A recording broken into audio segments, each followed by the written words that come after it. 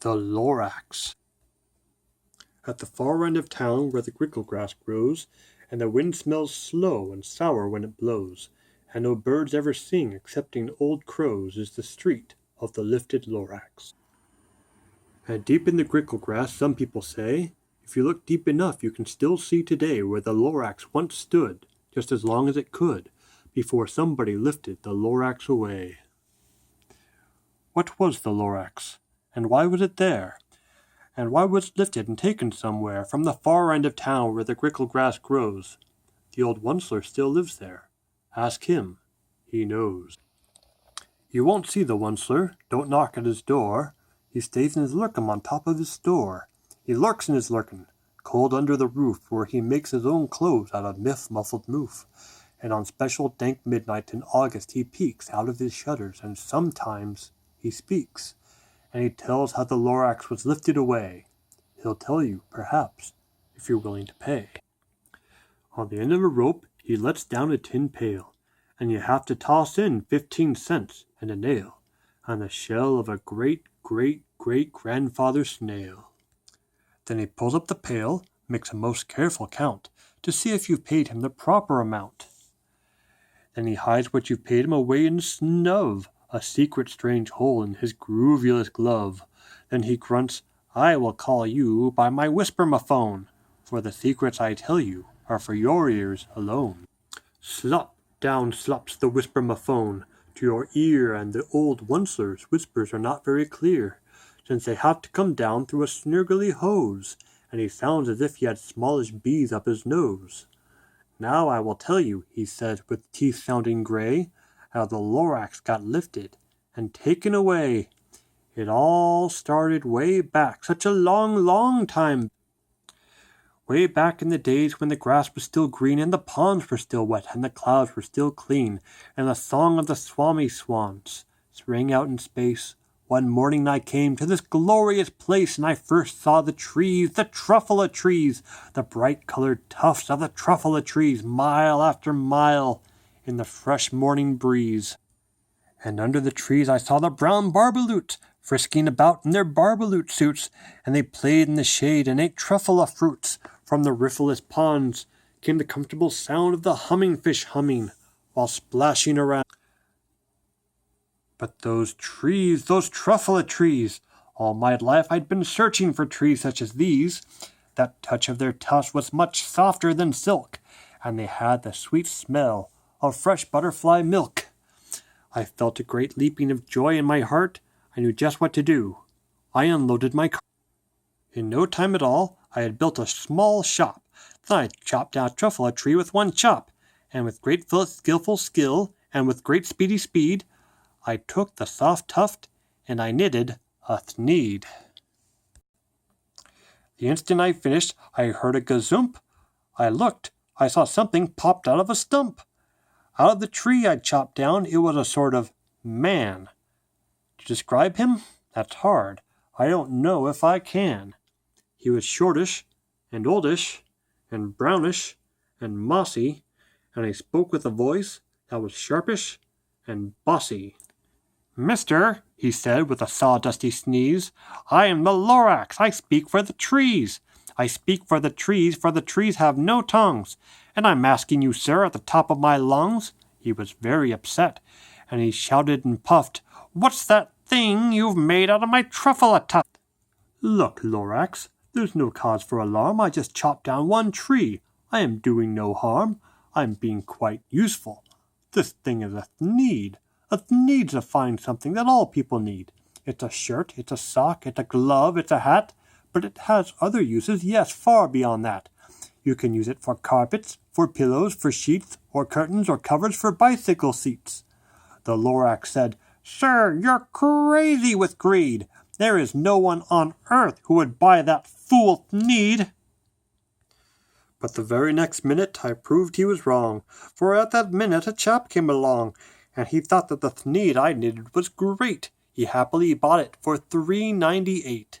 I laughed at the Lorax. You poor stupid guy. You never can tell what some people will buy. I repeat, cried the Lorax, I speak for the trees. I'm busy. I told him. Shut up, if you please. I rushed across the room, and in no time at all I built a radiophone. I put in a quick call. I called all my brothers and uncles and aunts, and I said, listen here. Here's a wonderful chance for the whole Onceler family to get mighty rich. Get over here fast. Take the road to North Nitch. Turn west at Weehawken. Sharp right at South Stitch. Then in no time at all, in the back factory I built, the whole Onceler family was working full tilt. We were all knitting needs, just as busy as bees, to the sound of the chopping of truffle trees. Then, oh, baby, oh, how my business did grow. Now chopping one tree at a time was too slow. So I quickly invented my super axe hacker, which whacked off 4 truffle trees at one smacker. We were making needs 4 times as fast as before. And the Lorax, he didn't come round anymore. But the very next week, he knocked on my new office door.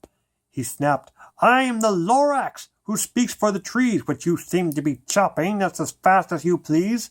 But I'm also in charge of the brown barbaloots, who played in the shade in their barbaloot suits, and happily lived eating truffle fruits. Now, thanks to your hacking my trees to the ground, there's not enough truffle fruit to go round, and my poor barbaloots are all getting the crummies because they have gas and no food in their tummies. They love living here, but I can't let them stay. They'll have to find food, and I hope that they may. Good luck, boys, he cried, and he sent them away. I, the Onceler, felt sad as I watched them all go, but business is business, and business must grow, regardless of crummies and tummies, you know. I meant no harm, I most truly did not, but I had to grow bigger, so bigger I got. I biggered my factory, I biggered my roads, I biggered my wagons, I biggered the loads of the thneeds I shipped out. I was shipping them forth, to the south, to the east, to the west, to the north. I went right on biggerin', sellin' more thneeds, and I biggered my money, which everyone needs. Then again he came back. I was fixing some pipes when that old nuisance Lorax came back with more gripes. I am the Lorax! He coughed and he whiffed, he sneezed and he snuffled, he snargled, he sniffed. Onceler! He cried with a cruffless croak. Onceler! You're making such smogulous smoke! My poor swami swans, why they can't sing a note! No one can sing who has smog in his throat. And so, said the Lorax, please pardon my cough, they cannot live here, so I'm sending them off. Where will they go, I don't hopefully know. They may have to fly for a month or a year to escape the smog you've smogged up around here. What's more, snapped the Lorax, his dander was up, let me say a few words about gluppity-glup. Your machine chugs on day and night without stop, making gluppity-glup, also sloppity-slop. And what do you do with this leftover glue? Oh, I'll show you, you dirty old Onceler man, you. You're glupping the pond where the humming fish hummed. No more can they hum, for their gills are all gummed. So I'm sending them off. Oh, their future is dreary. They'll walk on their fins and get woefully weary in search of some water that isn't so smeary. Then I got mad. I got terribly mad. I yelled at the Lorax, now listen here, Dad. All you do is yap, yap, and say bad, bad, bad, bad. Well, I have my rights, sir, and I'm telling you that I intend to go on doing just what I do. And for your information, you Lorax, I'm figuring on biggerin' and biggerin' and biggerin' and biggerin', turning more truffle trees into thneeds, which everyone needs. Then, at that very moment, we heard a loud whack. From outside the fields came a sickening smack of an axe on a tree.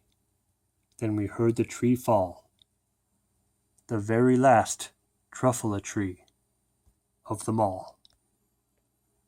No more trees. No more needs. No more work to be done.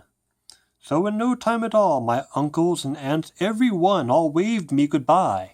They jumped into my cars and they drove away under the smog-smuggered stars. Now all that was left near that bad-smelling sky was my big, empty factory, the Lorax, and I. The Lorax said nothing, just gave me a glance, just gave me a very sad, sad backward glance, and he lifted himself by the seat of his pants. And I'll never forget the grim look on his face when he hoisted himself and took leave of this place. Through a hole in the smog, without leaving it. And all that the Lorax left here in this mess was a small pile of rocks with one word, unless. Whatever that meant, well, I just couldn't guess. That was a long time ago, but each day since that day I've sat here and worried away. Through the years, while my buildings have fallen apart, I've worried about it, with all of my heart. But now that you're here, says the Onceler, now that you're here, the word of the Lorax seems perfectly clear. Unless someone like you cares a whole awful lot, nothing's going to get better.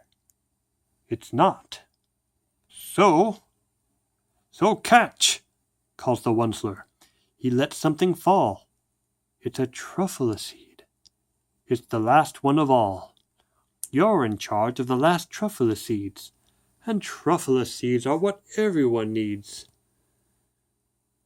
Plant a new truffula, treat it with care. Give it clean water and feed it fresh air. Grow a forest, protect it from axes that hack. Then the Lorax and all of his friends may come back. The end of the Lorax.